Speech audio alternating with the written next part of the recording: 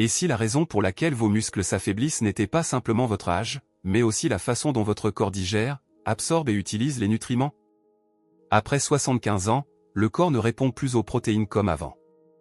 Ce mécanisme est bien connu en nutrition gériatrique, mais il reste rarement expliqué de façon simple. Dans cette vidéo, vous allez découvrir un fruit ordinaire, facile à trouver, qui ne remplace pas les protéines et ne fait pas de miracle, mais qui peut soutenir une alimentation adaptée après 75 ans. Ce fruit, c'est la papaye. Son intérêt ne vient pas seulement de sa chair orange et sucrée. Il vient surtout de sa papaïne, une enzyme digestive, de ses antioxydants naturels et de sa texture facile à consommer. Restez avec nous. Vous allez comprendre pourquoi les muscles deviennent plus fragiles avec l'âge, pourquoi manger des protéines ne suffit pas toujours, et comment utiliser la papaye de façon simple, réaliste et prudente.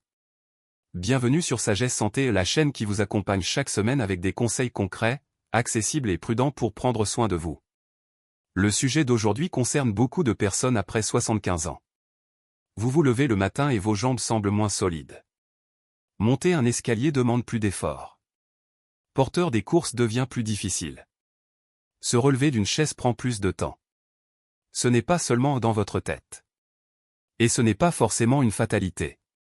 Ce phénomène peut être lié à la sarcopénie, la perte progressive de masse musculaire et de force avec l'âge. Elle avance souvent lentement, sans douleur, mais elle finit par toucher les gestes du quotidien. Aujourd'hui, nous allons voir pourquoi cela arrive, pourquoi les protéines classiques ne suffisent pas toujours, et pourquoi la papaye peut être intéressante en complément à jamais comme traitement unique. Et vers la fin, vous découvrirez un protocole simple sur 7 jours, à adapter selon votre état de santé et, si nécessaire, avec l'avis de votre médecin. Imaginez un bâtiment ancien. Les ouvriers continuent de réparer les fissures, mais ils sont moins nombreux et travaillent plus lentement. Le bâtiment tient encore, mais les signes d'usure apparaissent. C'est un peu ce qui se passe dans vos muscles. Votre corps détruit et reconstruit en permanence des fibres musculaires. Pour cela, il a besoin de protéines, d'une bonne digestion, d'un peu d'activité physique, de sommeil et d'un bon équilibre général. Mais après 75 ans, plusieurs freins apparaissent. D'abord, certains signaux hormonaux diminuent. Le corps envoie moins clairement le message, construit du muscle. Ensuite, les muscles répondent moins bien aux protéines. C'est ce que les chercheurs appellent la résistance anabolique. Les protéines restent utiles, mais le corps a parfois besoin d'un apport plus régulier, mieux réparti et mieux accompagné. Enfin, la digestion peut devenir moins efficace. L'estomac produit parfois moins d'acide. L'appétit diminue. La mastication devient plus difficile. Certains médicaments peuvent aussi modifier l'absorption. Résultat, vous pouvez manger correctement, mais votre corps n'utilise pas toujours les nutriments aussi bien qu'avant. Cela ne veut pas dire qu'il faut arrêter les œufs, le poisson, la viande, les laitages ou les légumineuses. Au contraire, ces aliments restent importants. Mais après 75 ans, il faut aussi se demander, est-ce que mon corps digère bien? Est-ce qu'il absorbe bien? Est-ce que mes muscles reçoivent le bon signal? La bonne nouvelle, c'est que ce processus peut souvent être ralenti. Pas par magie, mais par une combinaison simple, protéines adaptées, activité physique douce, meilleure digestion et régularité. Et c'est là que la papaye peut avoir un rôle intéressant. Vous mangez peut-être déjà des œufs, du fromage, du yaourt, du poisson ou un peu de viande. Pourtant, vos jambes perdent en force et vos bras fatiguent plus vite. La question n'est pas seulement « est-ce que je mange des protéines ?» La vraie question est « est-ce que mon corps les utilise bien ?» Pour construire du muscle, le corps a besoin d'acides aminés, notamment de leucine, mais aussi d'un apport global suffisant en protéines. La leucine est importante, mais elle ne fonctionne pas seule. Elle doit être accompagnée d'une alimentation équilibrée, d'une bonne digestion et d'un minimum de mouvement. Avec l'âge, l'inflammation chronique de bas grade peut aussi perturber ce processus. Elle ne provoque pas toujours de douleur, mais elle peut rendre les muscles moins réceptifs. C'est pourquoi les recommandations pour les personnes âgées insistent sur 3 points, des protéines de qualité, une bonne répartition dans la journée, et une activité physique adaptée. Il ne s'agit donc pas seulement de manger plus. Il s'agit de manger mieux, plus régulièrement, et d'aider le corps à mieux utiliser ce qu'il reçoit. Et c'est précisément dans ce contexte que la papaye mérite d'être connue. La papaye n'est pas une protéine miracle. Elle ne remplace pas les œufs, le poisson, la viande, les laitages ou les légumineuses. sa teneur en protéines est modeste. Mais elle peut être utile en complément. Premièrement, elle contient de la papaïne, une enzyme qui participe à la dégradation des protéines en fragments plus petits. Cela peut soutenir le confort digestif, surtout lorsque la papaye est consommée avec une petite source de protéines bien tolérée. Cela ne signifie pas que la papaye transforme automatiquement les protéines en muscles. Mais après 75 ans, soutenir la digestion peut être un levier intéressant. Deuxièmement, la papaye contient des antioxydants naturels, comme la vitamine C et les caroténoïdes. Ces composés participent à une alimentation favorable à l'équilibre général du corps. Troisièmement, sa texture est tendre et facile à consommer. Pour une personne âgée qui mâche moins bien, qui a moins d'appétit ou qui digère mal les repas lourds, c'est un avantage réel. Il faut voir la papaye comme une aide discrète. Les protéines restent les matériaux. Le mouvement donne le signal. Le sommeil permet la récupération. Et la papaye peut aider à rendre l'alimentation plus digeste et plus agréable. Certaines recherches s'intéressent aux enzymes végétales et aux antioxydants de fruits comme la papaye. Les résultats sont intéressants, notamment pour la digestion et certains marqueurs liés au stress oxydatif. Mais les effets directs sur la masse musculaire doivent encore être confirmés par des études plus solides. Donc, soyons clairs, la papaye n'est pas un traitement contre la sarcopénie. Mais elle peut avoir sa place dans une stratégie globale de soutien musculaire. Ce n'est pas un miracle. C'est une piste nutritionnelle simple, cohérente et accessible. Si cette information vous semble utile, pensez à sauvegarder cette vidéo. Et si vous connaissez une personne âgée qui perd de la force ou mange moins qu'avant, partagez-la avec elle.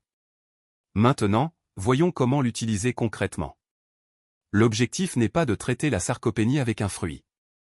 L'objectif est d'introduire la papaye comme soutien digestif et nutritionnel, dans une alimentation déjà équilibrée. Commencez avec une portion simple, environ 100 grammes par jour pendant les 4 premiers jours. Cela permet de vérifier votre tolérance digestive.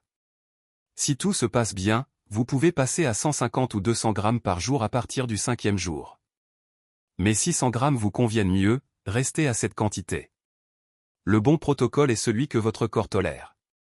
Le matin, la papaye peut être consommée au petit déjeuner. Elle peut aussi être prise en collation, ou après une marche douce. Mais retenez ceci, elle fonctionne mieux lorsqu'elle accompagne une source de protéines. Par exemple, un yaourt nature, du fromage blanc, quelques noix, un œuf mollet, ou une petite portion de protéines adaptées à vos habitudes. La papaye seule apporte surtout de l'eau, des fibres, des vitamines, des enzymes et des antioxydants. Pour les muscles, il faut aussi des protéines suffisantes. Vous pouvez la manger nature, légèrement citronnée, en morceaux avec un yaourt, ou mixer si vous préférez une texture plus douce. Évitez simplement les excès. Une grande quantité n'apporte pas forcément plus de bénéfices et peut provoquer un inconfort digestif chez certaines personnes. Si vous avez une digestion sensible, évitez de l'associer à un repas très lourd, très gras ou très riche en fibres brutes. Observez aussi votre réaction si vous buvez du café juste après. Maintenant, un point important de sécurité. Si vous prenez des anticoagulants, des médicaments pour le cœur, la tension artérielle, le diabète, ou si vous avez une maladie chronique, demandez conseil à votre médecin ou à votre pharmacien avant d'introduire la papaye de façon très régulière. Et si vous êtes allergique au latex ou à certains fruits tropicaux, soyez prudent.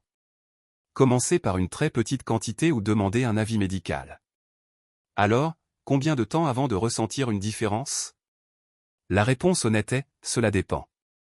Cela dépend de votre alimentation, de votre digestion, de votre activité physique, de votre sommeil, de vos médicaments et de la cause réelle de votre faiblesse musculaire.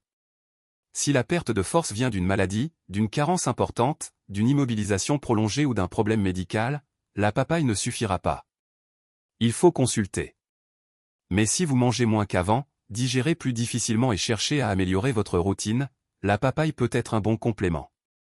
Durant la première semaine, n'attendez pas un changement musculaire visible. Observez plutôt votre digestion, votre confort après les repas, votre appétit et votre tolérance. Certaines personnes peuvent ressentir une digestion plus légère. D'autres ne sentiront rien de particulier. Les deux réactions sont normales.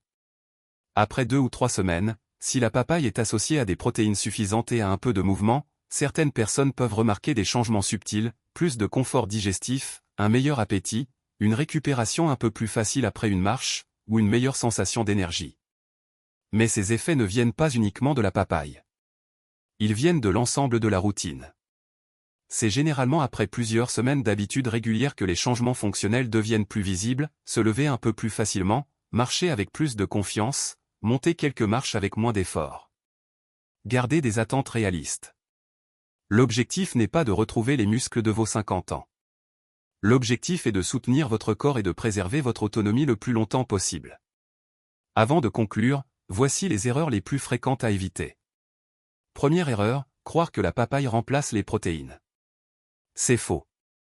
La papaye n'est pas une source majeure de protéines. Elle vient en complément.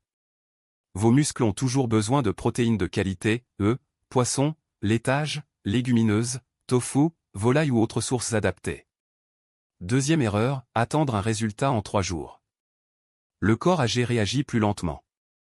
La digestion, l'énergie et la force évoluent progressivement. Il faut de la régularité. Troisième erreur, oubliez le mouvement. Aucun aliment ne remplace l'activité physique. Une marche douce, quelques exercices assis, des mouvements de renforcement légers ou des exercices conseillés par un kinésithérapeute peuvent déjà envoyer un signal utile aux muscles.